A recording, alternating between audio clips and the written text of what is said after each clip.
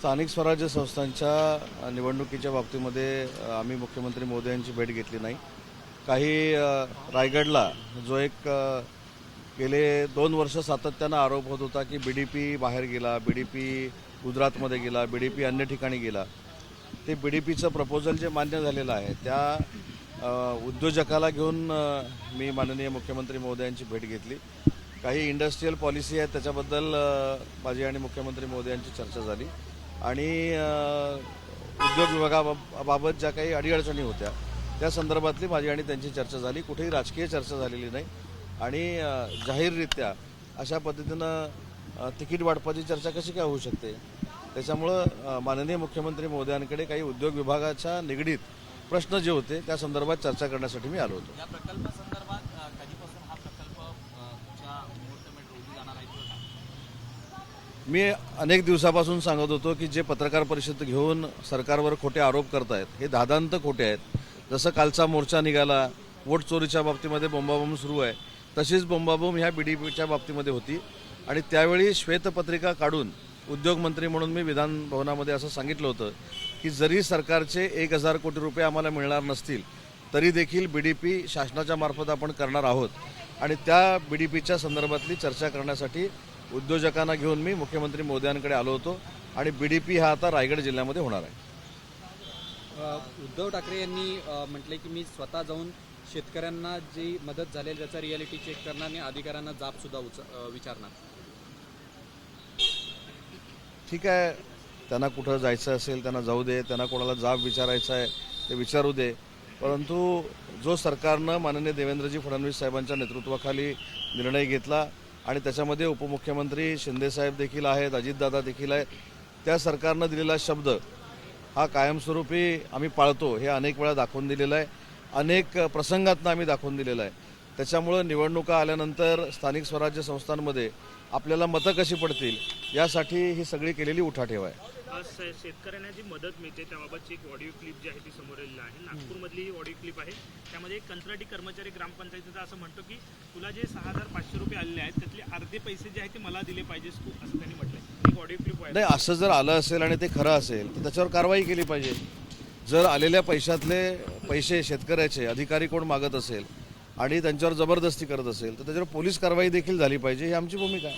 उद्धव ठाकरे आता एकंदरीत मराठवाडा विदर्भ दौरा करणार आहेत आणि कुठल्या शेतकऱ्यांना किती मदत मिळाली याचा ते मी सांगितलं त्याचं उत्तर सांगितलं की महायुतीचं सरकार हे शब्द पाळणारं आहे. देवेंद्रजींच्या, एकनाथ शिंदे साहेबांच्या आणि अजितदादांच्या नेतृत्वाखाली हे सरकार चालतं. आम्ही दिलेला प्रत्येक शब्द सरकारच्या माध्यमातून पूर्ण करत आलेलो आहोत. म्हणूनच ज्या ठिकाणी पूरस्थिती होती तिथं 32,000 कोटीचं पॅकेज हे आम्ही देऊ शकलो आणि त्याची अंमलबजावणी सुरू आहे. त्याच्यामुळे आता स्थानिक स्वराज्य संस्था आल्यानंतर मताची बेरीज करण्यासाठी या सगळ्या गोष्टी सुरू आहेत आणि महाराष्ट्राच्या जनतेला आणि मतदारांना नक्की कळतं. सरकारला त्यांनी की जून पर्यंतची तुम्हाला वाट का पाहावी लागते आणि आता जे शेतकऱ्यांना हप्त्यासाठी तगादे लावले जातात ते कर्जाचे हप्ते शेतकऱ्यांनी भरायचे की नाही ते काय म्हणतात ह्याच्यापेक्षा ते खुर्चीवर असताना त्यांनी काय केलं हा देखील एक मोठा प्रश्न आहे ना. त्याच्यामुळं आज सल्ले देणं, आंदोलन करणं, गोष्टी करणं ह्या सगळ्या बाबी लोकशाहीतल्या आहेत. परंतु आपण ज्यावेळी सत्तेवर असतो, आपण ज्यावेळी खुर्चीवर असतो तेव्हा आपण शेतकऱ्यांसाठी काय केलं. आपण सानुग्रह अनुदान म्हणून 50,000 रुपये जे योग्य परतफेड करणारे शेतकरी आहेत त्यांना देण्याचा जो निर्णय घेतला होता ते देखील फक्त घोषणा झाली, त्या घोषणेची अंमलबजावणी झाली नाही. ते एकनाथ शिंदेसाहेब मुख्यमंत्री झाल्यानंतर, देवेंद्रजी उपमुख्यमंत्री झाल्यानंतर त्याची अंमलबजावणी झाली. आता देवेंद्रजी मुख्यमंत्री असताना 32,000 कोटीचं पॅकेज दिलं आहे, कर्जमाफीची घोषणा केलेली आहे, तर ती घोषणा नाही तर ते आमचे वचन आहे. रोहित पवार असं म्हणतात की आमच्या मोर्चामुळे अजित पवार आणि शिवसेनेचे आमदार घाबरलेले आहेत आणि आता ते आम्हाला फोन करू लागले. नाही, स्वतःनं समाधान करून घेण्यासारखा हा भाग आहे. विधानसभेमध्ये काय झालं, लोकसभेमध्ये काय झालं, मी अनेक वेळा आपल्या माध्यमातून सांगितलं की लोकसभेला जी निवडणूक झाली EVMवर ती चांगली होती कारण यांची खासदार निवडून आले आणि विधानसभेला यांचा पराभव झाला म्हणून EVM चांगलं नाही. ही सगळी नौटंकी आहे आणि म्हणून ज्यांनी हे काही वोट चोरीचा प्रकार दिल्लीतनं सुरू केला ते खासदार म्हणून जे राहुल गांधीजी निवडून आलेले आहेत त्यांनी पहिला राजीनामा दिला पाहिजे जर EVMमध्ये काही गडबड असेल तर, आणि बाकीच्या खासदारांनी पण राजीनामा दिला पाहिजे. ज्यावेळी आपलं चांगलं होतं त्यावेळी ती सिस्टीम चांगली आणि आपला ज्यावेळी पराभव होतो त्यावेळी ती सिस्टीम वाईट ही प्रवृत्ती महाराष्ट्राच्या जनतेला यांची कळायला लागलेली आहे.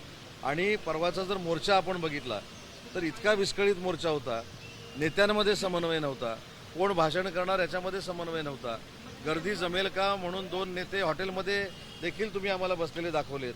त्याच्यामुळे मोर्चाला घाबरणारे आम्ही नाही आहोत. आम्ही राजकीय मैदानात उतरून समोरच्याबरोबर लढा देणारे कार्यकर्ते आहोत. जसं आम्ही विधानसभेला दिला आणि ह्यांना कसं भुईसपाट केलंय हे महाराष्ट्राच्या जनतेच्या आशीर्वादाने आपण सगळ्यांनी बघितलेलं आहे. सर आशिष शेलारांनी जे प्रेझेंटेशन केलं त्याच्यामध्ये मुस्लिम दुबार मतदारांची नावं त्यांनी जाहीर केली. आता वरुण सरदेसाई म्हणतात की भाजप असेल महायुती असेल त्यांना फक्त मुस्लिम मतदार दिसले का दुबार, त्यांना गुजराती आणि हिंदू मतं दिसली नाहीत का बाकीची? आशिष शेलार साहेबांनी काही लोकांना आरसा दाखवलेला आहे. त्याच्यानंतर कोण काय क्लेरिफिकेशन देतंय हे ऐकण्याची अजिबात आवश्यकता नाही. जे आशिष शेलार साहेबांनी आकड्यानिशी 8 सेक्टरमध्ये काही मताच्या बाबतीतलं जे विश्लेषण केलं हे काही लोकांच्या पचनी पडलेलं नाही आणि ते त्याच्यातनं एक्सपोज झालेले आहेत. उदयजी सरोदे यांची सनद रद्द करण्यात आलेली आहे, त्यांच्यावरती कारवाई करण्यात आलेली, कारण त्यांनी यामागे राज्यपालांवरती बोलून त्यांचा अपमान केला होता. तुम्ही या अध्यक्ष आणि न्यायव्यवस्थेसंदर्भात सुद्धा त्यांनी वक्तव्य केली होती. नाही, यामध्ये आपल्या सगळ्यांनाच जाणीव असली पाहिजे की न्यायव्यवस्था असेल, राज्यपाल महोदय असतील, यांच्यावर बोलताना विचार करून बोललं पाहिजे.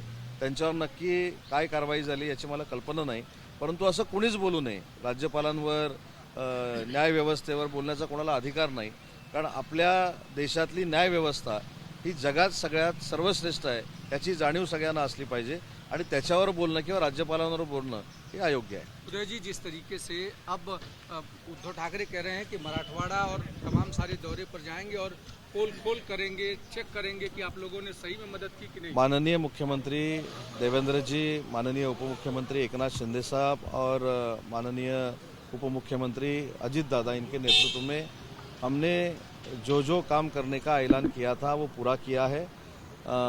जो हमारे किसान लोग हैं उनके लिए भी जो पैकेज है वो भी उनके अकाउंट में जमा हो रहा है.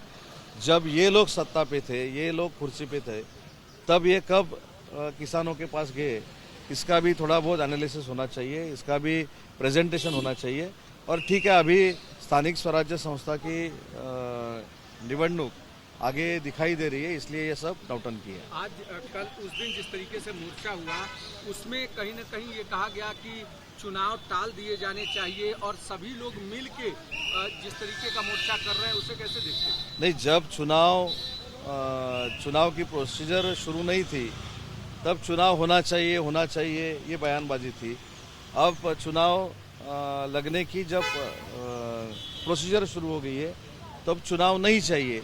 इससे ये पता होता है कि ये पूरी तरह से बुरी तरह से हारने वाले हैं और अगर वो हार जाते हैं तो उनका अस्तित्व भी नष्ट हो जाएगा. इसलिए अभी चुनाव नहीं चाहिए.